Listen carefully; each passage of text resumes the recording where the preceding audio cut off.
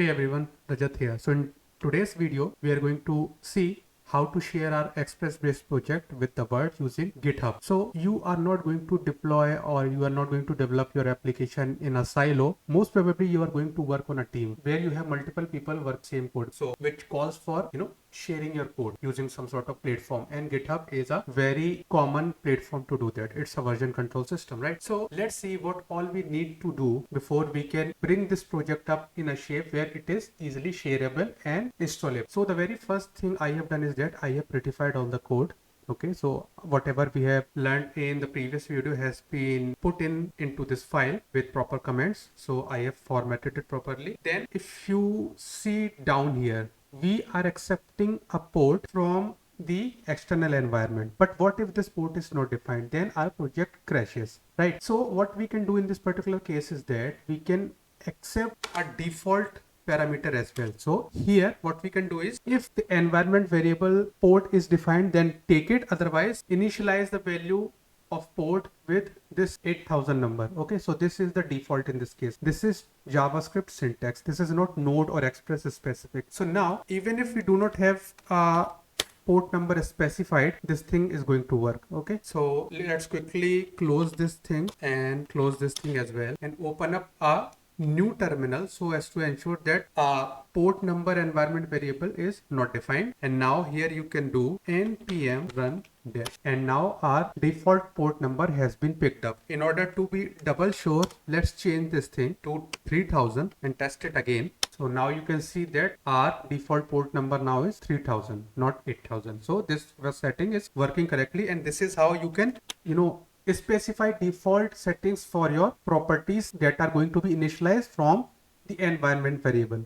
Okay, so this is one part. The other part is to have a Git repository initialized in your folder. So to do that, you have to have Git installed on your system, and then you have to do Git init, and this will initialize a empty Git project. Okay, then do not synchronize node modules with our repositories. Do not keep track of what is happening inside node folder, as we have talked previous videos. So what we are doing here is that we are going to create a new file dot get node. In this file, we are going to specify node/load_modules, which means that it instructs Git that please do not track whatever files that are stored inside the node modules folder. Okay, and you might have that this thing is now visualized as a disabled, which means that Git is not actively tracking. All right, the next step is to have a readme file, and inside this readme file you detail about what this project is all about. So we are going to have an introduction block, a simple express. So we are writing markdown here, simple express based application.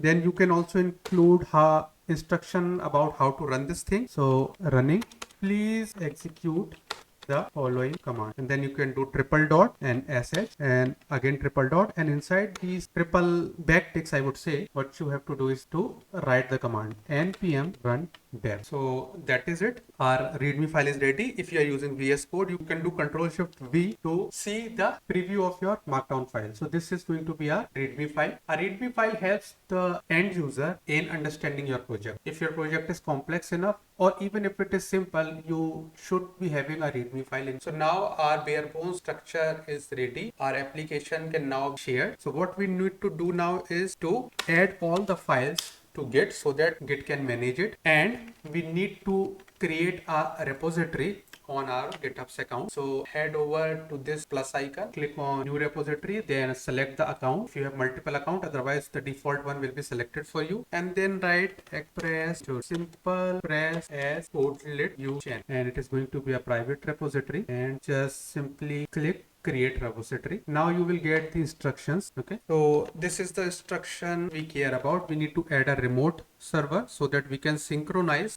our local code with the remote repository on GitHub. Before you can synchronize your files on GitHub, set your local identity Git, and for that you have to do something like git config global user.email and then the email which I use. And again, you have to do the same for your name. I am Rajat. This. Now we can commit the files because for every commit it has stamped it with author's credentials. And my credentials were not specified in my current session. Hence, I needed to do it. You only have to do it once. Now we can rename our branch. As you can see, our branch has been renamed. You can also do something like red branch to see which branch you are on. But we would like to upload this code in a branch called routing. Not okay. So what we can do is here is that we can create a new branch, git checkout -b, then call it routing. Now we are on the routing branch. You can again to git branch, see what all branches you have. And now we need to push this branch to git. So what we can do here is this thing, git push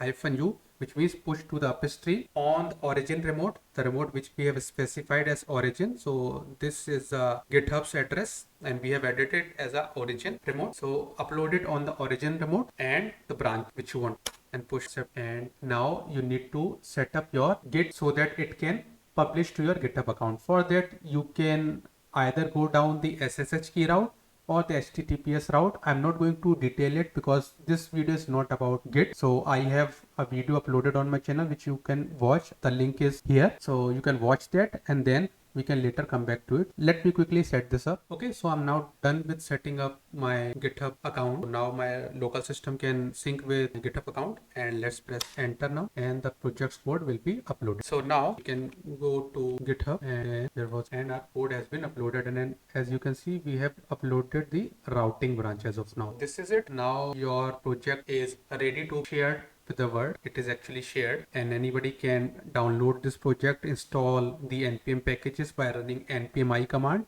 and then start the server using npm run dev. The next video we are going to talk about the request object and how to handle user input.